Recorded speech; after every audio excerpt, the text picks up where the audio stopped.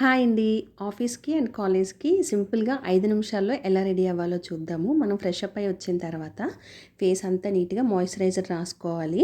Moisturiser చాలా important అండి. ఏ creams రాసే ముందైనా సరే అది నీట్‌గా ఆరిన తర్వాత మనం ఏ క్రీమ్ అయితే ఫేస్ క్రీమ్ యూస్ చేస్తామో ఆ క్రీమ్‌ని ఫేస్ అంతా అప్లై చేసుకోవాలి. మొత్తం నీట్‌గా అప్లై చేసుకున్న తర్వాత పౌడర్ అండి. ఇక్కడ ఫౌండేషన్ అది ఏం కాంపాక్ట్ పౌడర్ అది కాదు. జస్ట్ నార్మల్ పౌడర్ మాత్రమే.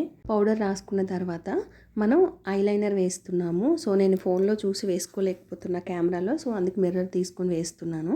ఐలైనరు బాగా వేసుకున్న తర్వాత కాజల్ కూడా వేసుకోవాలి. అసలు కళ్ళే కదండి మనిషి ఫేస్కి అందాన్ని ఇస్తాయి మంచిగా. సో ఇక్కడ ఐలైనర్ అయిపోయిన తర్వాత కాజల్ తీసుకొని 2 కళ్ళకి బాగా వేసుకోవాలి. అది చూసుకోవాలండి. వేసినప్పుడు చాలామందికి వాటర్ వస్తుంది కంట్లో నుంచి. అప్పుడు ఆగిపోయి కళ్ళు రెప్పలు ఆడిస్తే ఒక 2 సార్లు ఆ వాటర్ ఇంకేమీ రాదండి. తర్వాత మనం అప్లై చేసుకోవచ్చు మళ్ళీ.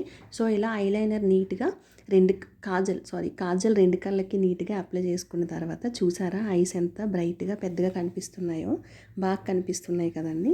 సో ఇప్పుడు ఏంటంటే ఐస్ అయిపోయింది కాబట్టి నెక్స్ట్ లిప్స్. సో లిప్స్కి ఏం చేస్తామంటే మనం లిప్స్టిక్ వేసుకునే ముందు కంపల్సరిగా లిప్ బామ్ అప్లై చేసుకోవాలండి. లిప్ బామ్ అప్లై చేసుకున్న తర్వాత నా దగ్గర జస్ట్ హర్బ్స్ లిప్స్టిక్ ఉంది.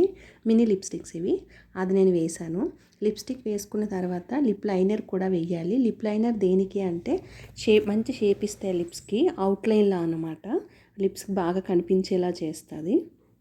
సో మనకి ఐ మేకప్ అయిపోయింది అండ్ లిప్స్టిక్ కూడా అయిపోయింది. ఇప్పుడు ఏం చేయాలంటే ఒక చిన్న బింది తీసుకోవాలి, స్టిక్కర్ మన డ్రెస్కి ఏది మ్యాచ్ అవుతుందో ఆ బింది తీసుకొని నీట్గా అది పెట్టేసుకోవాలి. బింది పెట్టుకున్న తర్వాత చూసారా ఆ లుక్కే వేరు. మీరు ఒకవేళ మ్యారీడ్ ఉమెన్ అయితే తిలకం కూడా పెట్టుకోవచ్చు పైన నుదుటిన.